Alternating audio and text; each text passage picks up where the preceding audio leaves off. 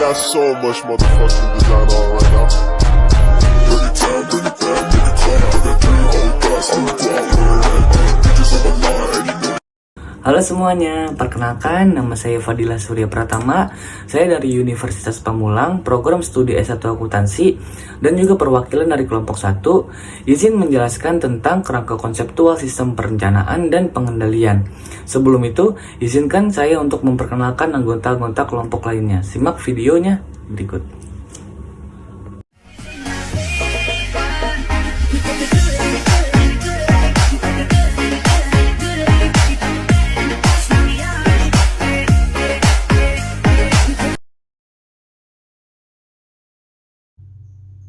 Kami dari kelas 6 Sake 006 konsentrasi akuntansi perpajakan dengan mata kuliah sistem pengendalian manajemen. Di sini kami akan menjelaskan tentang kerangka konseptual sistem perencanaan dan pengendalian manajemen.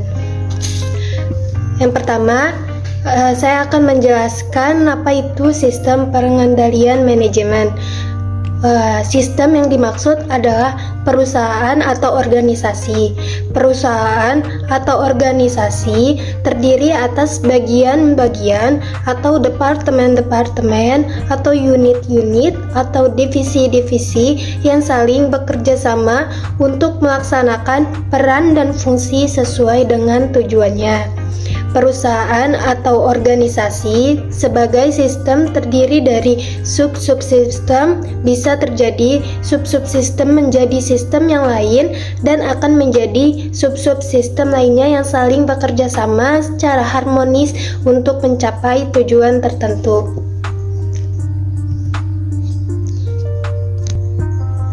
Pengendalian adalah segala sesuatu yang harus dilakukan agar tujuan tercapai. Untuk dapat mengendalikan sesuatu dibutuhkan beberapa elemen pengendalian. Yang pertama ada detektor. Elemen detektor ini dibutuhkan untuk mencari informasi mengenai apa yang sesungguhnya terjadi dalam proses mencapai pindah halaman sebelumnya. Yang kedua ada asesor. Elemen asesor ini menilai apakah proses yang terjadi sudah sesuai dengan standar yang berlaku. Elemen yang ketiga ada efektor. Elemen efektor dibutuhkan untuk mengubah proses yang terjadi apabila asesor menilai ada proses yang tidak berjalan sesuai standar. Elemen yang keempat ada jaringan komunikasi. Elemen yang digunakan untuk menghubungkan informasi antara detektor dan asesor dan antara asesor dan efektor.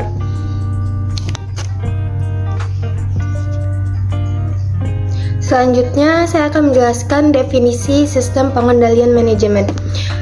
Sebuah sistem yang mengumpulkan informasi berbasis teknologi dan mengukur kinerja berbagai sumber daya organisasi seperti keuangan, manusia, fisik, dan organisasi itu sendiri secara keseluruhan berdasarkan cetak biru organisasi dikenal sebagai sistem pengendalian manajemen.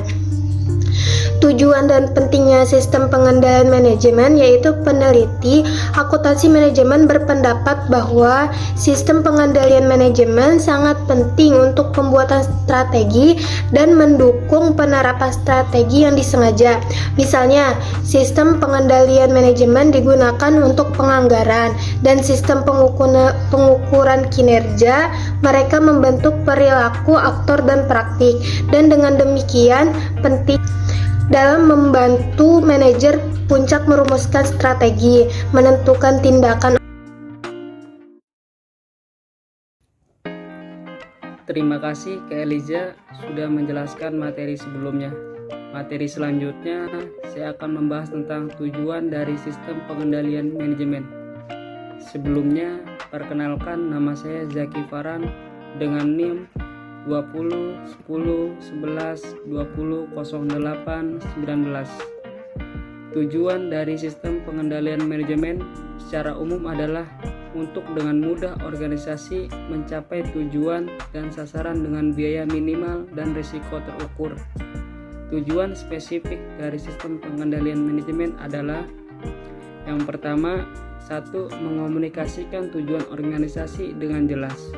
Yang kedua, memastikan bahwa manajer dan karyawan memahami tindakan spesifik yang harus mereka ambil untuk mencapai tujuan organisasi. Yang ketiga, mengomunikasikan hasil tindakan di seluruh organisasi. Dan yang terakhir, keempat, memastikan bahwa para manajer dapat beradaptasi dengan lingkungan yang berubah. 1. Batasan sistem pengendalian manajemen. Pengendalian manajemen berbeda dengan dua sistem atau aktivitas lain yang juga harus direncanakan dan dikendalikan, yaitu perumusan strategi dan pengendalian tugas. Pengendalian manajemen. Pengendalian manajemen adalah proses di mana manajer memengaruhi anggota organisasi lainnya untuk menerapkan strategi organisasi. 1. Kegiatan pengendalian manajemen. Pengendalian manajemen melibatkan berbagai kegiatan termasuk 1.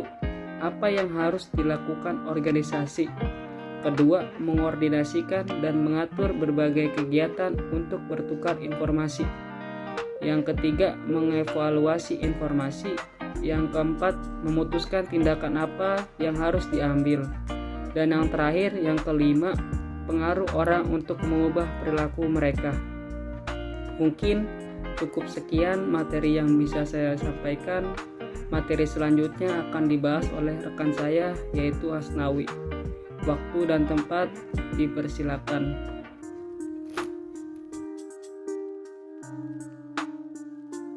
Assalamualaikum warahmatullahi wabarakatuh. Saya Asnawi. Di sini saya akan meneruskan presentasi dari Jaki Farhan.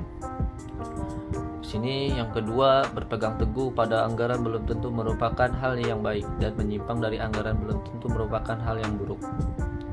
Anggaran atau rencana didasarkan pada kondisi yang diyakini ada pada saat perumusan.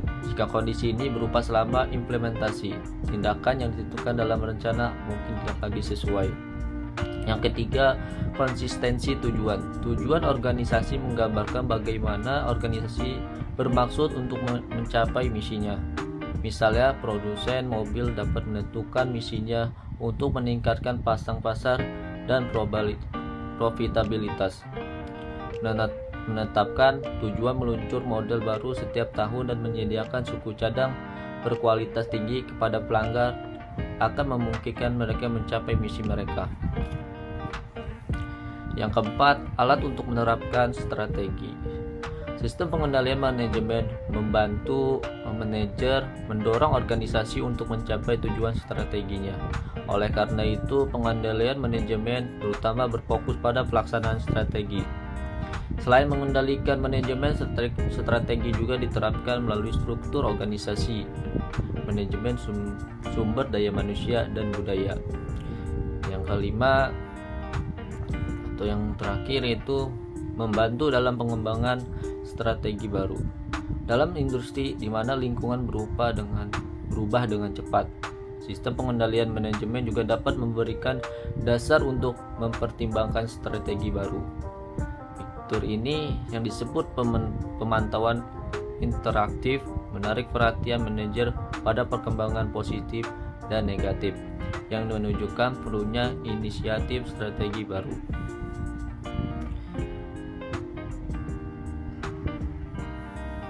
Di sini ada fokus keuntungan dan non-keuntungan. Sistem pengendalian manajemen mencakup indikator kinerja keuangan dan non-keuangan. Indikator keuangan fokus pada garis bawah keuangan, laba bersih, laba atas ekuitas, dan lain-lain. Tetapi semua organisasi memiliki tujuan non-keuangan, kualitas produk, pasang pasar, kepuasan pelanggan, pengiriman tepat waktu, dan moral karyawan. Perencanaan dan perumusan strategi. Rencana strategi adalah proses di mana organisasi menentukan strategi atau arahnya dan membuat keputusan dalam alokasi sumber dayanya, termasuk modal dan personelnya, untuk mencapai strategi.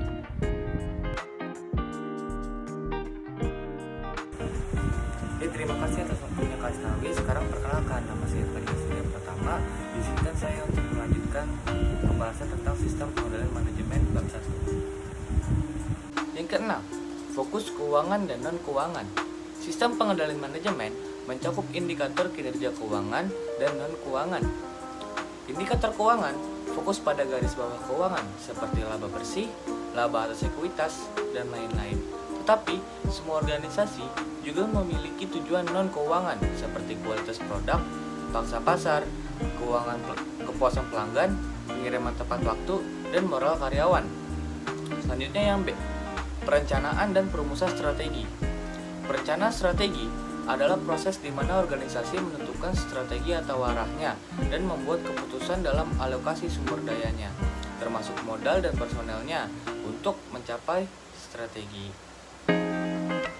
Pengendalian tugas adalah proses yang menjamin pelaksanaan tugas tertentu secara efektif dan efisien, berorientasi transaksi yang melibatkan pelaksanaan tugas sesuai dengan aturan yang ditentukan dalam proses pengendalian manajemen.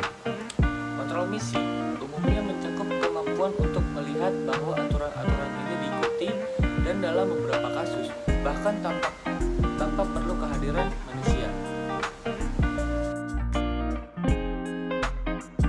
Kesimpulannya adalah sistem perencanaan dan pengendalian merupakan kerangka kerja yang penting dalam pengelolaan bisnis. Melalui sistem ini, perusahaan dapat merencanakan dan mengendalikan kegiatan operasional mereka untuk mencapai tujuan yang ditetapkan. Pertama, perencanaan merupakan tahap awal dalam perencanaan dan pengendalian. Melalui perencanaan, perusahaan menetapkan tujuan bisnis yang spesifik, merumuskan strategi untuk mencapainya, dan merencanakan sumber daya yang dibutuhkan. Kedua, pengendalian adalah tahap yang dilakukan setelah perencanaan, di mana perusahaan melakukan pemantauan dan evaluasi terhadap kinerja operasional. Tujuan pengendalian adalah untuk memastikan bahwa kegiatan bisnis berjalan sesuai dengan rencana dan mencapai tujuan yang telah ditetapkan. Yang ketiga, ada beberapa elemen penting dalam perencanaan dan pengendalian, termasuk penetapan tujuan yang jelas, pengukuran kinerja, pemantauan terhadap aktivitas bisnis, identifikasi perbedaan antara kinerja aktual dan rencana, serta pengembalian tindakan korektif yang diperlukan. Keempat, dalam sistem perencanaan dan pengendalian, informasi yang akurat dan relevan sangat penting. Informasi ini digunakan untuk membuat keputusan bisnis yang tepat dan untuk memantau kinerja perusahaan secara efektif. Yang kelima, pentingnya komunikasi dan keterlibatan seluruh anggota organisasi dalam sistem perencanaan dan pengendalian. Semua anggota tim harus memiliki pemahaman yang jelas tentang tujuan dan strategi perusahaan, serta peran mereka dalam mencapai tujuan tersebut. Yang keenam, evaluasi terhadap sistem perencanaan dan pengendalian perlu dilakukan secara berkala untuk memastikan keefektifan dan efisiensinya. Identifikasi keberhasilan dan hambatan yang ditemui, serta lakukan perbaikan dan penyesuaian yang diperlukan. Secara keseluruhan, sistem perencanaan dan pengendalian adalah landasan penting bagi pengelolaan bisnis yang efektif. Dengan menerapkan kerangka konseptual ini, perusahaan dapat mengoptimalkan kinerja operasional, menghadapi tantangan bisnis, dan mencapai tujuan yang telah ditetapkan. Oh iya, sebelum saya tutup video ini, saya ingin mengingatkan atau memberitahu kepada kalian semua kalau kelompok kami akan memberikan video selanjutnya atau materi selanjutnya yang berkaitan dengan sistem pengendalian dengan judul fungsi sistem pengendalian yang mungkin berguna dan bermanfaat bagi kalian dan cukup menarik untuk ditunggu. Mungkin nanti link videonya akan saya taruh di deskripsi ya. Sampai jumpa, bye bye. Ya, kami rasa hanya itu yang dapat kami sampaikan. Kurang lebihnya kami mohon maaf. Sekian dan terima kasih. Sampai bertemu di pertemuan berikutnya.